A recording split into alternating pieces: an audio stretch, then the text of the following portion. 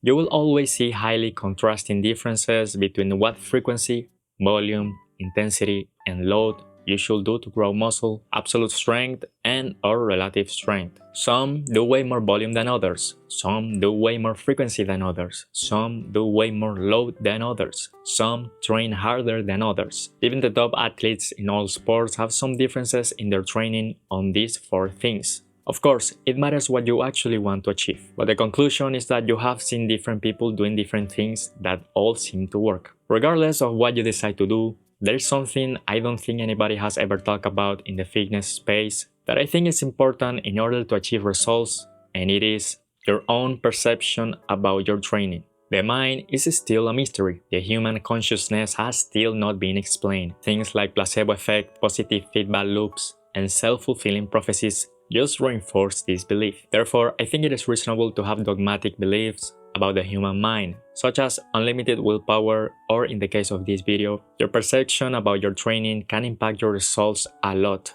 In the case of athletes, their perception about themselves can change their performance drastically. Thinking that you're not capable of something can destroy your confidence, and your confidence will affect your decision making and your output. In consequence, their own perspective about themselves causes a chain reaction that inevitably destroys them. First, they make a mistake or they never make a positive result. Because of such mistakes, they start thinking that they are bad at what they do. This in turn causes them to make more mistakes, and it never ends until he simply stops doing that sport. By believing that he is bad, he engages in a negative feedback loop that becomes a self-fulfilling prophecy. Maybe he truly was bad, but because he always puts himself down, he never gave himself an opportunity to become better. In the same way, when you think that your training is worse than another one, you start thinking that you are wasting your time. Why give it your all when you are missing out on so much by training like you do? By thinking that your training is bad,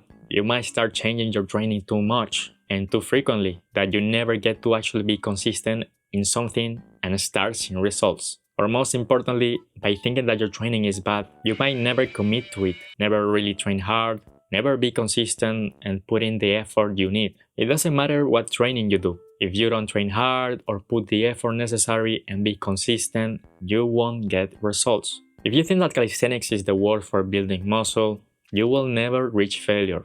And if you don't reach failure, you won't build muscle with it or anything really. In this sense, it becomes a self-fulfilling prophecy. This also applies to exercise tier lists. When somebody else talks so badly about one exercise, you already consider it below you. Since it is so bad, you never really train it hard or consistently enough to see results.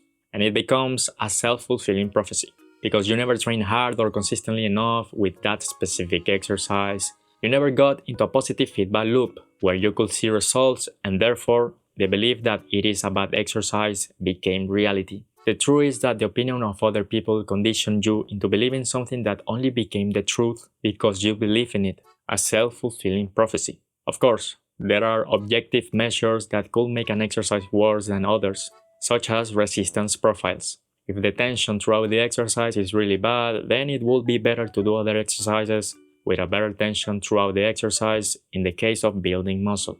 And of course, your training could also be really bad, but the point still stands. Your perspective about your training can affect your output, your commitment, how hard you train, and your consistency. This in turn has a great influence on your results. The only thing that is the common factor when you see conflicting or insanely contrasting training methods is that both sides believe that their training is the superior training. Their perspective is that their training is the best. In this sense, you should let ego guide your training.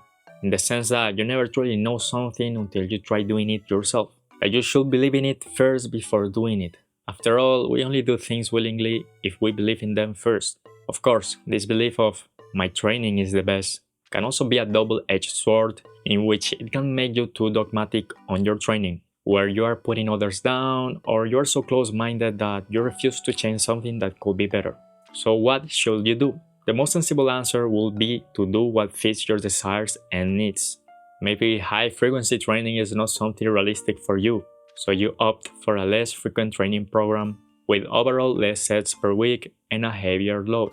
Or maybe you love to train and have a background of joint issues and your strength is really limited, so you decide to do a low to moderate load, high reps with a moderate amount of weekly sets, and high frequency.